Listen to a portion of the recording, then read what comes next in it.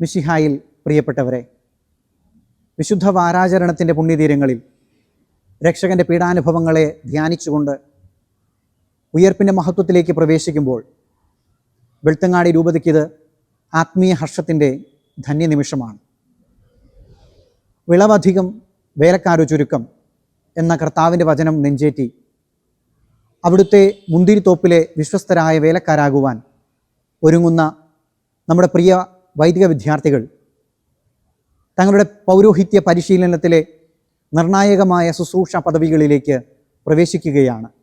ക്രിസ്തുവിൻ്റെ പ്രതിപുരുഷന്മാരായി അൾത്താരയിൽ ബലിയർപ്പിക്കുവാനും ദൈവജനത്തെ വിശുദ്ധിയിലേക്ക് നയിക്കുവാനുമുള്ള മിശിഹായുടെ സ്വരത്തിന് കാതോർത്തുകൊണ്ട് വൈദിക പരിശീലനത്തിൻ്റെ പടവുകൾ ഒന്നൊന്നായി പൂർത്തിയാക്കിക്കൊണ്ട് പ്രാർത്ഥനയുടെയും പരിത്യാഗത്തിൻ്റെയും വഴികളിലൂടെ സഞ്ചരിച്ച് സമർപ്പണത്തിൻ്റെ പുതിയ വസ്ത്രമണിയുന്ന നമ്മുടെ ഷമ്മാശന്മാർ 2026 മാർച്ച് 31 ചൊവ്വാഴ്ച രാവിലെ 7:30 വെളുത്തങ്ങാടി കത്തീഡ്രൽ ദേവാലയത്തിൽ വച്ച് ഈ രൂപതയുടെ ഇടയൻ അഭിവന്യ മാർ ജെയിംസ് പട്ടേരിൽ പിതാവിൻ്റെ കൈവെപ്പ് ശുശ്രൂഷയിലൂടെ വൈദിക വസ്ത്രവും ചെറുപട്ടങ്ങളും സ്വീകരിക്കുന്നു.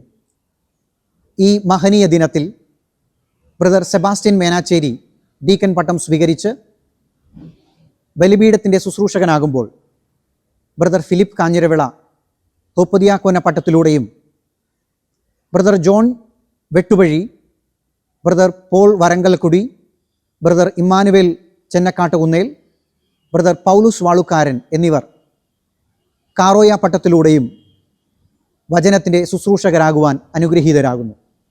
അതോടൊപ്പം brother Dominic Panayolil, brother Johnson Odampalliyil എന്നിവർ ലോകത്തിൻ്റെ മോഹങ്ങളെ വെടിഞ്ഞ് മിശിഹായുടെ വേഷമണിഞ്ഞ് വൈദിക വസ്ത്രം സ്വീകരിക്കുന്നു.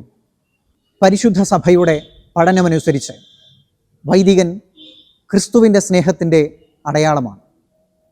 ഈ മഹനീയ ദിനത്തിൽ ചെറുപട്ടങ്ങൾ സ്വീകരിക്കുന്ന നമ്മുടെ എല്ലാ ശമാശന്മാർക്കും പ്രാർത്ഥനാപൂർവകമായ മംഗളങ്ങൾ നേരുന്നു.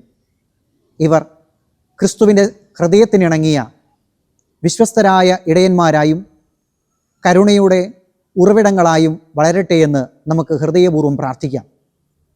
അൾത്താരയെ സാക്ഷി നിർത്തിക്കൊണ്ട് ഇവർ ജീവിതം ആരംഭിക്കുമ്പോൾ അത് അനുഗ്രഹത്തിൻ്റെയും രക്ഷയുടെയും അനുഭവമാകുവാൻ ശമ്മാശന്മാരെ മിശിഹ അനുഗ്രഹിക്കട്ടെ എന്ന് നമുക്ക് ഹൃദയപൂർവ്വം പ്രാർത്ഥിക്കാം.